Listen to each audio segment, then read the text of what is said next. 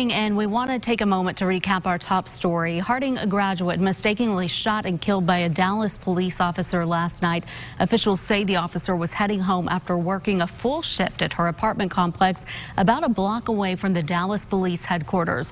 When the officer got home, she went into 26-year-old Botham Jean's apartment thinking it was her own. That's when she pulled her gun and shot him. All of this according to police. Dr. John Kirk is with the Anderson Institute on Race and Ethnicity from UA Little Rock. He joins us now. Thank you for joining us this afternoon for this discussion. We don't know all the facts yet. Still a lot in this investigation that we will learn. But of course, as soon as the story came out, the conversation began on social media. We're seeing a lot of divisiveness right now. Kind of your reaction to that, and how do we make it better? How do we go away from all the divisiveness? I think, it's fascinating that although we don't know very many details about the case, people immediately look to racial dynamics in this and, how that plays out.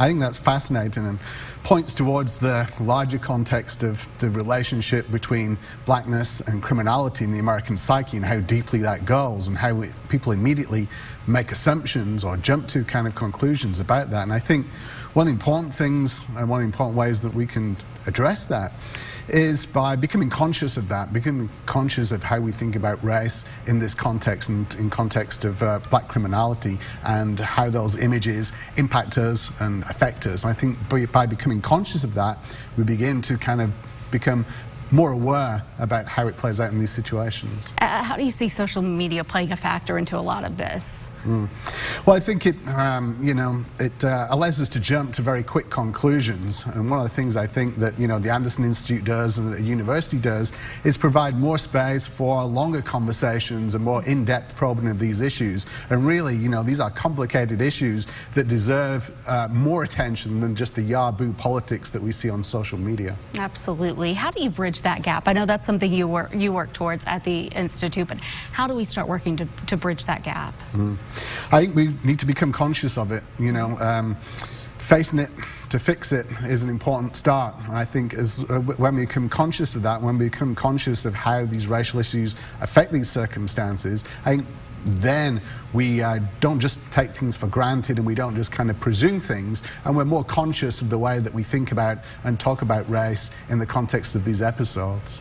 Talk about some of the work that you do at the Institute. You have several projects you're working on, speaker series and reports that you do, but talk about some of that work that you do there. Yeah, I'm raising the consciousness, particularly about Arkansans, and about the role that race has played in Arkansas history is an important thing for us. We do a racial attitude survey every year to take the community sentiment on different issues and different topics. We have an Arkansas Civil Rights Heritage Trail that remembers the contributions, many contributions of African Americans to state history. So I think by becoming aware of those things that often we're not aware of, often that we gloss over and that we miss, those are important things in showing the very positive contributions that African Americans make in Arkansas and to wider society. Well, thank you for joining us today. We appreciate you. Dr. John Kirk, he is with the Anderson Institute from UA Little Rock, and this is a story we will continue to follow. You can get continuing coverage right now on your phone.